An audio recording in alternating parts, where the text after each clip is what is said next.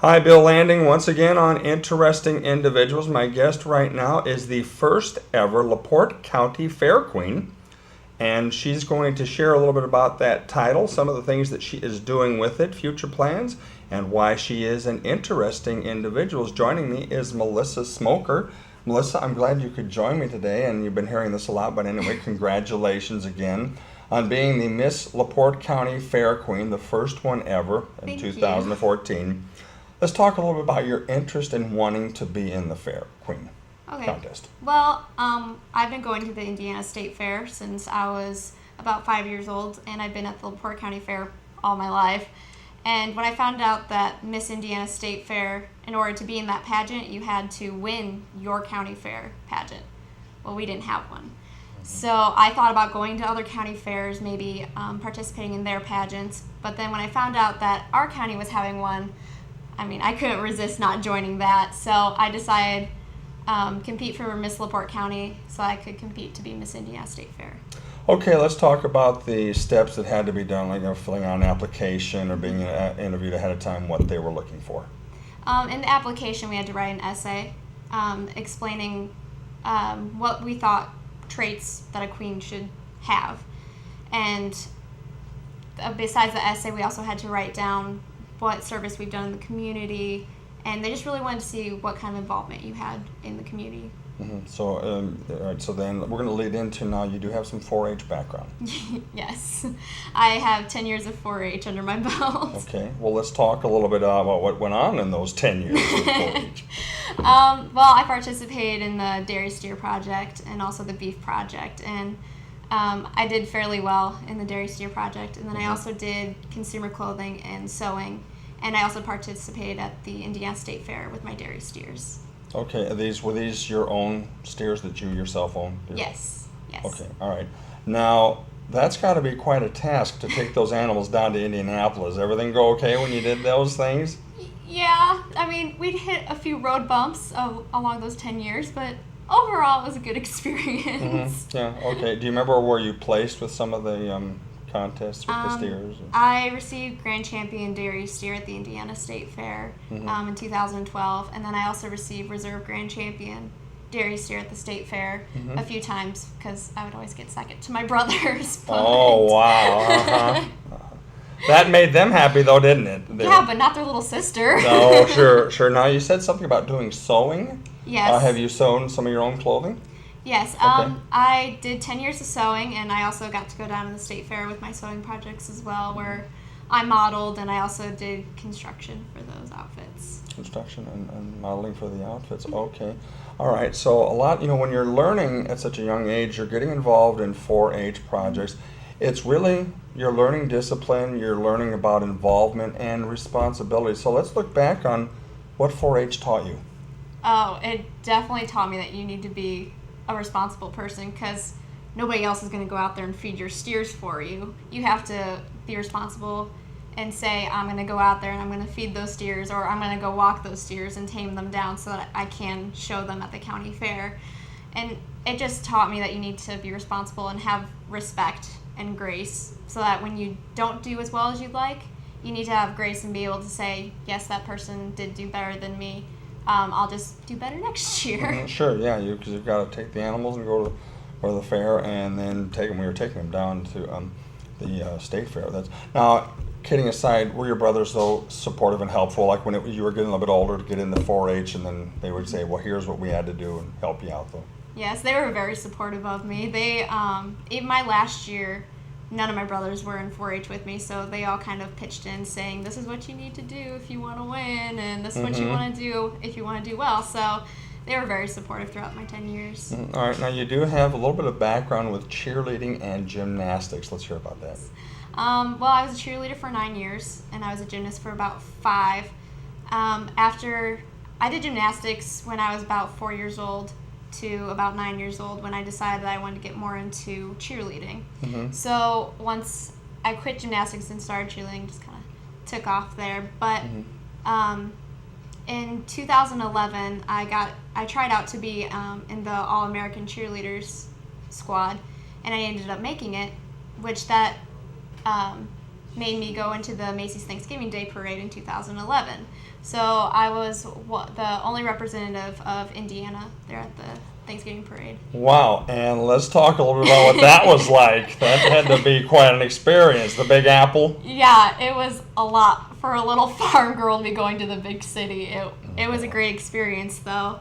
I was there for a week, and I ended up getting sick there at New York, too. I ended up getting a fever and strep throat. Oh, well, my gosh. Yeah. The whole time you were there? For the last 4 days, yeah.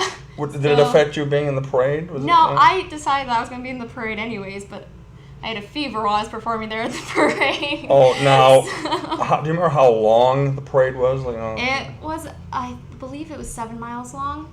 And we had to walk all of that and do cheers the whole way through. And then we had a performance at the very end in Herald Square. And it was a great experience. I bet it was, yeah. Now, do you remember approximately how many different girls were there with you? There were 250 other cheerleaders with me. Wow, then they had to break that down into groups to rehearse. How much practice time did you have, like, leading up to the parade? I mean, even the days before. We had practice 2 hours every day in the evening time.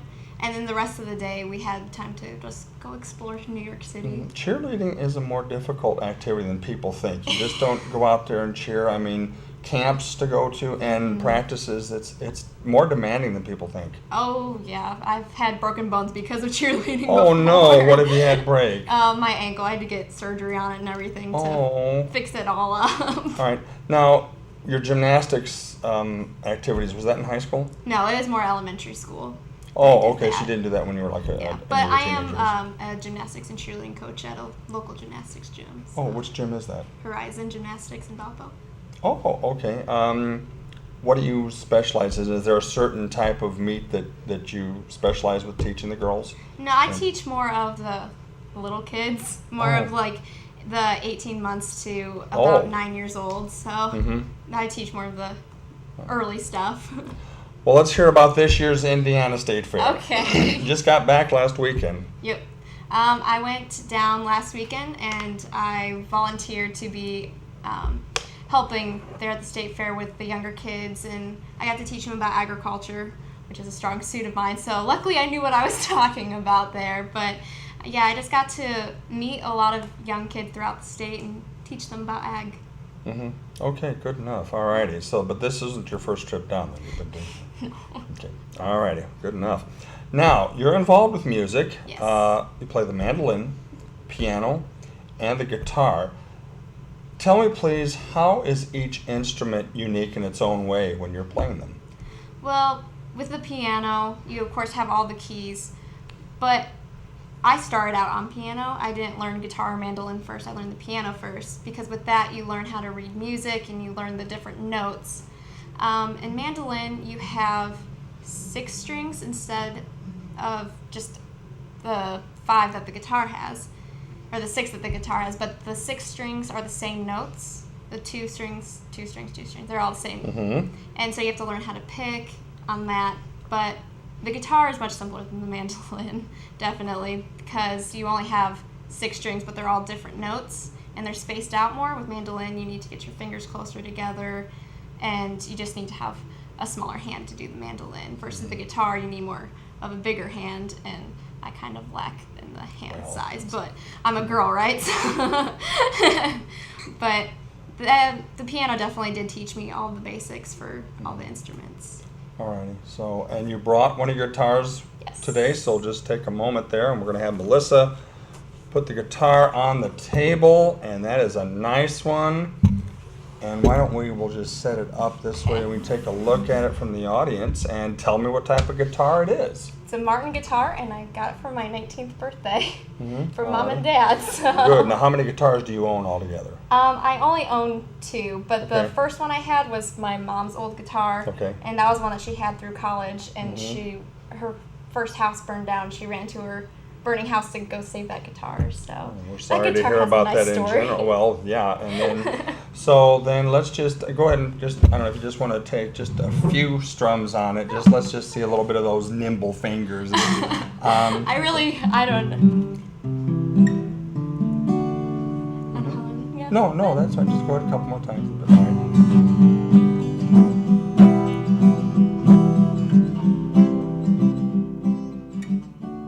That is a nice little rhythm. All right. Do you have any favorite guitar music songs that you like to do?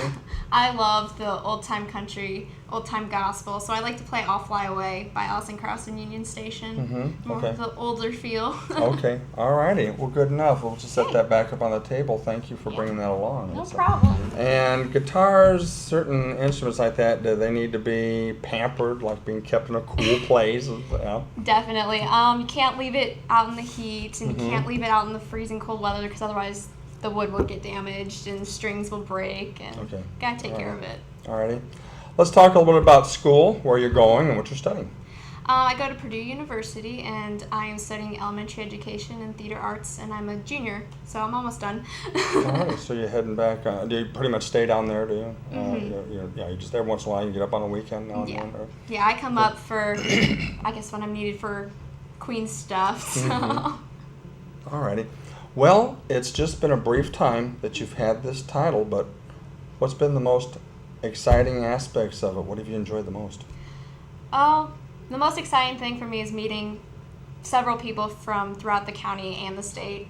And then I also love during Fair Week when I got to participate in the no hands pie eating contest. That was a lot of fun. Oh, brother. Okay. You didn't wear the sash and the tiara, though, when you did those, did you? I actually did. Oh, well, you're having fun, so that's it. So, all righty. So then back to school a little bit, and then you've got a couple more functions this summer. What are you going to be doing? Well, I get to go back down to the state fair and participate in Queen's Day, where all the county fair queens come to the state fair. And I also have the Scarecrow Festival, Hannah Fest, Mill Pond Parade, and Pumpkin Fest that I need to go to. So just a lot of festivals. Well, you're the first ever in this position, so it's a lot of fun. All right, Melissa Smoker, for the first ever Miss LaPorte County Fair Queen, thank you for visiting with me, okay? Thank you for having me. All righty. I will be right back.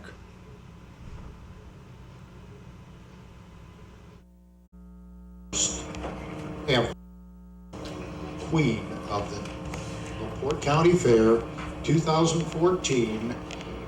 The Queen receives a gift basket that somebody has, a bunch of flowers, a tiara thing, and a $500 scholarship, and it goes to Poland.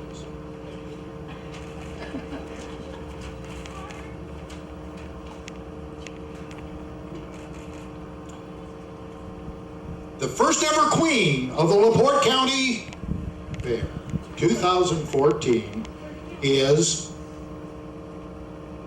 Melissa Smoker.